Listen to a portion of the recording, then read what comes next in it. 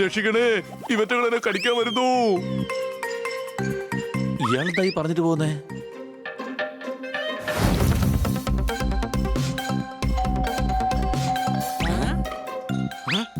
മണി അടിക്കുന്നത് കേട്ടില്ലേ?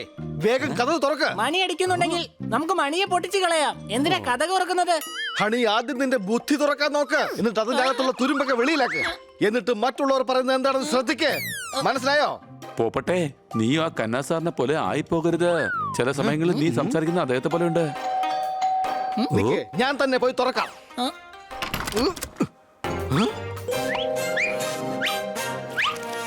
അല്ല സാർ, ഞാൻ അകത്തേക്ക് ഒന്ന് വന്നോട്ടെ? ഇത്ര അകത്തേക്ക് വന്ന് ചോദിക്കണ്ട. ചോദിക്കുമ്പോ പുറത്ത് നിന്ന് ചോദിക്കാൻ നോക്ക്. എന്നോട് ക്ഷമിക്കൂ സാർ. ആദ്യം ഞാൻ ആരാണെന്ന് ഇൻട്രൊഡ്യൂസ് ചെയ്യാം. ഞാനാണ് ബേച്ചുലാൽ. സെയിൽസ്മാൻ അല്ലേ? ഇതെന്തായാലും അല്പം കൂടുതലാ. ഇത്ര വലിയ ഇൻട്രൊഡക്ഷന്റെ ആവശ്യമൊന്നുമില്ല. എന്തിനാ വന്നതെന്ന് വേഗം അങ്ങ് പറഞ്ഞാ മതി. ഏ? ഓ? ആ? ശരി, അങ്ങയുടെ പക്കൽ എന്തൊക്കെ സാധനങ്ങളാണ് ഉള്ളത്? എന്റെ പക്കൽ ഈ ഫോൺ ഉണ്ട്. ഈ ഫോൺ ഉപയോഗിച്ചുകൊണ്ട് നിങ്ങൾക്ക് അടുത്തുള്ളവരുമായി ഫ്രീ ആയി സംസാരിക്കാം. വാവ്, എങ്ങനെ? ദാ ഇതിങ്ങനെ ചെവിയിൽ വെച്ചുകൊണ്ട് അടുത്തുള്ളവരോട് നിങ്ങൾ സംസാരിച്ചാൽ മതിയല്ലോ. ഒരു പൈസ പോലും ബില്ലടയ്ക്കണ്ട. ഡെമോൺസ്ട്രേഷൻ കാണിക്കട്ടെ. ഹലോ ഹലോ, ഇയാള് പറയുന്നത് സത്യമാണ്. എടോ, അടുത്തുള്ള ആൾക്കാരോട് സംസാരിക്കാൻ വേണ്ടി കാതിൽ ഫോൺ വെച്ച് സംസാരിക്കേണ്ട ആവശ്യം എന്താ ഉള്ളത്? അതൊക്കെ നിങ്ങളുടെ പ്രശ്നമാണ്. എന്റെ ജോലി ഇത് വിൽക്കുക എന്നുള്ളത് മാത്രമാണ്. നിങ്ങൾ വേണമെങ്കിൽ ക്ലോക്ക് എടുത്തോ. വേണ്ട വേണ്ട, ഞങ്ങൾക്ക് ഈ ക്ലോക്ക് വേണ്ട.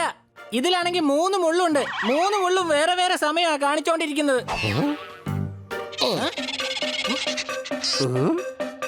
നോ,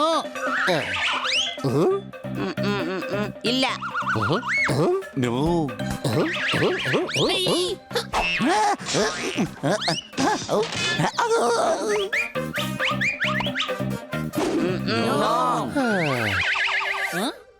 എല്ലാ സാധനങ്ങളും കാണിച്ചു കഴിഞ്ഞു. ഇനി എന്റെ പക്കലുള്ളത് ഈ ടോഫി മാത്രമാ. ദയവ് ചെയ്ത് ഇത് വാങ്ങിക്കൂ, അല്ലെങ്കിൽ എന്റെ അധ്വാനം മുഴുവൻ പാഴായി പോകും.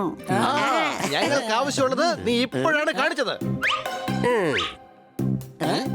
ഈ ടോഫി സ്പെഷ്യലായിട്ട് വെളിനാട്ടിൽ നിന്ന് വന്നതാണ്. ഇത് നിങ്ങൾക്ക് ഇവിടെ എവിടെ നിന്നും വാങ്ങിക്കാൻ കഴിയില്ല. ഇതാണ് എന്റെ പാംപ്ലെറ്റ്. നിങ്ങൾക്ക് വേറെ എന്തെങ്കിലും സാധനം ആവശ്യമുണ്ടെങ്കിൽ എന്നെ വിളിക്കാൻ മറക്കല്ലേ. ബൈ.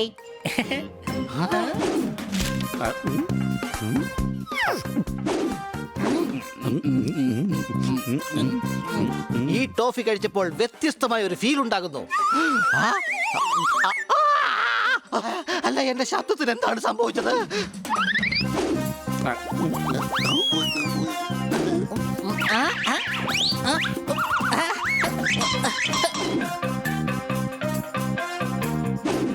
ഇതെന്ത് പറ്റി? നമ്മളെന്താ പെട്ടെന്ന് സൈലന്റ് മോഡിലായത്?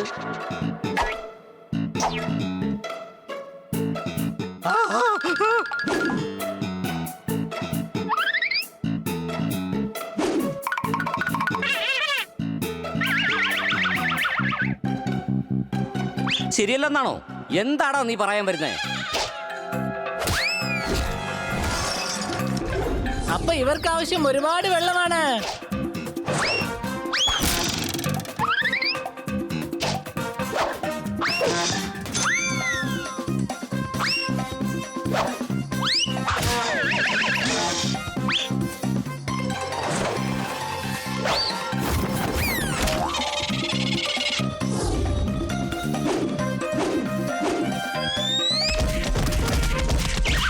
വഴക്കടിക്കുന്ന നിർത്ത്. ശബ്ദം പിന്നെ പുറത്തുകൊണ്ടുള്ള വഴി നോക്കാം നമുക്ക്.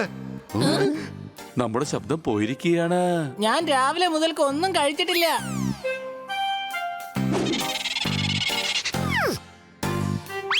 നമ്മൾ സെയിൽസ്മാനെ കണ്ടെത്തണം. നമുക്ക് സെയിൽസ്മാനെ കണ്ടെത്താം. പോയി കണ്ടുപിടിക്കാം. വാ.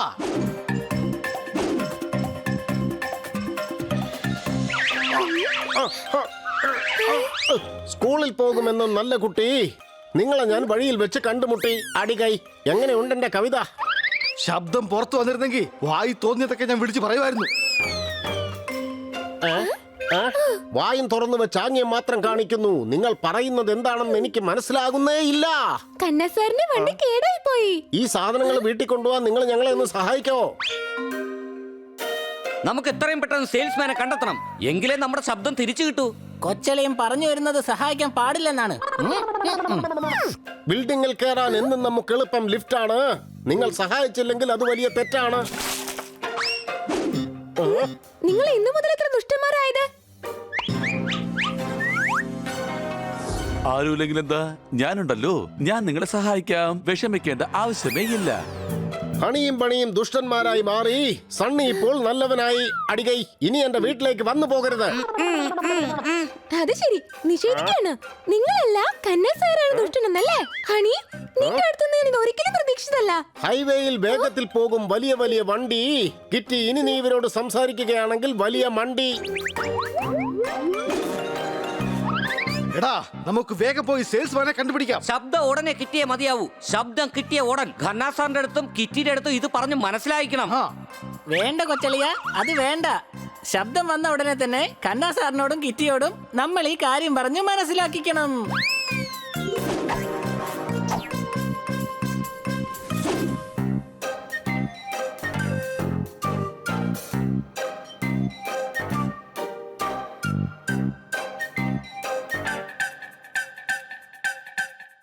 ചേട്ടാ, ഇയാള്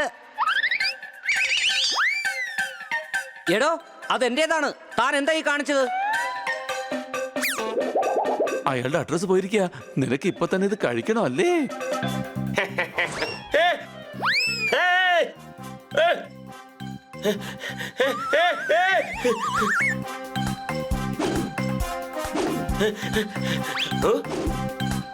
രക്ഷിക്കണേ, ഇവറ്റകൾ എന്നെ കടിക്കാൻ വരുന്നു.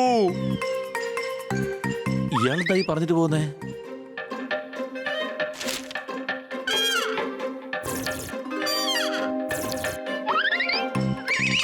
സോർദാറേ, നമുക്ക് ആ വടാപ്പാവങ്ങ് കഴിച്ചാലോ? ആ, ഓ,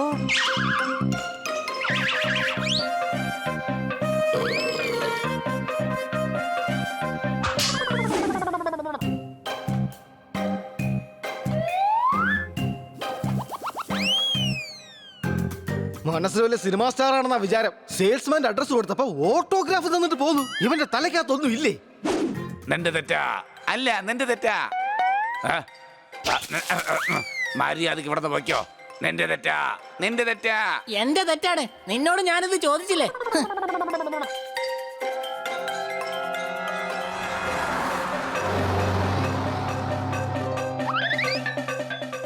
ആദ്യം വലിയ ആളാവ്, എന്നിട്ട് അതേപോലത്തെ വാൻ വാങ്ങാം.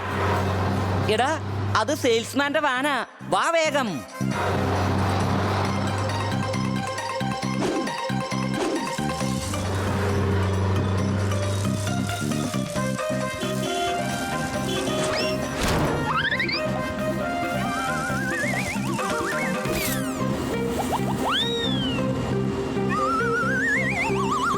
ഇതിനേക്കാളും നല്ലത് ആ സൈക്കിൾ തന്നെയായിരുന്നു.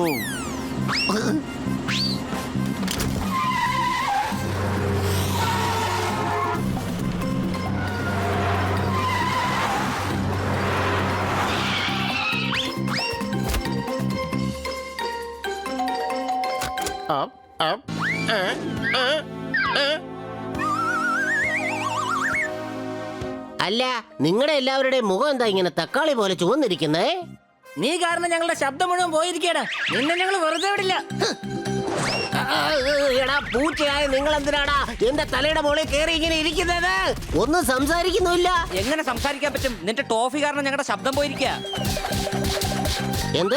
എന്റെ ശബ്ദത്തിന് ഒരു കുഴപ്പമില്ലല്ലോ. ഞാൻ സംസാരിക്കുന്നുണ്ടല്ലോ. പിന്നെ എങ്ങനെ ഈ ടോഫി കാരണം നിങ്ങളുടെ ശബ്ദം പോവും? നീ കാരണം കിറ്റ് ദേഷ്യം പിടിച്ചിരിക്കുക. സെയിൽസ്മാൻ ദേഷ്യം പിടിച്ചെങ്കിൽ അതിന് കാരണം ഇവൻ തന്നെയാണ്. കിറ്റിക്ക് ദേഷ്യം പിടിച്ചു കഴിഞ്ഞാൽ ഇവൻ എന്താ?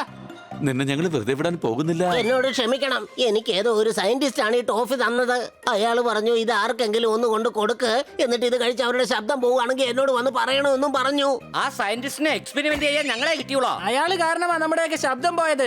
എന്നിട്ട് ഈ ബണ്ണി ഇപ്പൊ അയാൾക്ക് താങ്ക്സ് പറയുകയാണ്.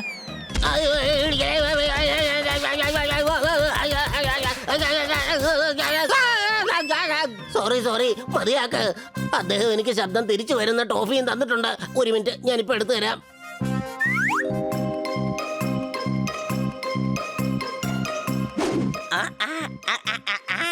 ഞാൻ പറയുന്നത് നിങ്ങൾക്ക് കേൾക്കുന്നുണ്ടോ? എന്തിനാ വിളിച്ചു കൂവുന്നത്? ഞങ്ങൾക്ക് നന്നായിട്ട് കേൾക്കാം. അല്ല, ഞാൻ പറയുന്നത് എനിക്ക് കേൾക്കുന്നുണ്ടല്ലോ. ഇത്രയും നേരം സംസാരിക്കാൻ കഴിയില്ലായിരുന്നു. ടിവിയുടെ സൗണ്ട് മ്യൂട്ട് ചെയ്തിട്ട് സിനിമ കാണുന്നത് പോലെയാ എനിക്ക് തോന്നിയത്. സംശയമുണ്ടോ? ഒരു സംശയമില്ല. ഇന്നു മുതൽ അറിയാത്ത ആരെന്ത് തന്നാലും നമ്മൾ കഴിക്കുകയില്ല. ഇവര് എക്സ്പെരിമെന്റ് ചെയ്യാൻ വേണ്ടിട്ട് നമ്മുടെ ശബ്ദം വെച്ചാണ് ഇത്രയും കളി കളിച്ചതാ. സോറി